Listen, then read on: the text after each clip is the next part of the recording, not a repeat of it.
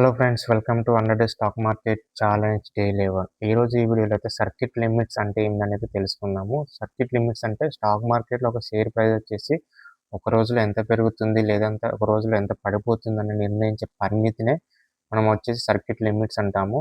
మార్కెట్లో కొన్ని షేర్స్ అనేది చాలా వేగంగా పెరుగుతాయి, అలాగే చాలా వేగంగా కూడా పడిపోతూ ఉంటాయి. సో ఇలాంటప్పుడు ఇన్వెస్టర్స్ లాస్ అవుతూ ఉంటారు కాబట్టి దీనికి సేబీ అనేది ఈ పరిమితులను అయితే నియమిస్తుందన్నమాట. సో ఒక స్టాక్ యొక్క ప్రైజు ఈరోజు 10% మాత్రమే పెరగాలి, లేదంటే ఆ స్టాక్ ప్రైజు 10% మాత్రమే పడిపోవాలి అని చెప్పేసి నిర్ణయిస్తుందన్నమాట.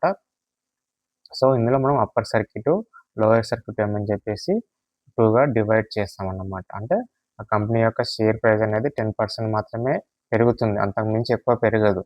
2% పెరుగుతుందా, 3% పెరుగుతుందా, అప్ టు 10% వరకు మాత్రమే పెరుగుతుంది, అంతవరకు పెరగదు. లేదంటే 10% లోపు మాత్రమే పడిపోతుంది. అది 2% పడుతుందా, 10% పడుతుందా, 10% వరకు మాత్రమే పడుతుంది. 11%, 12% వరకు పడదన్నమాట. ఇది ఒక్కొక్క కంపెనీ షేర్ ప్రైస్ అనేది ఒక్కొక్క విధంగా మనకి డివైడ్ చేయబడిందన్నమాట. సో ఈ వీడియో నచ్చితే లైక్ చేయండి, షేర్ చేయండి.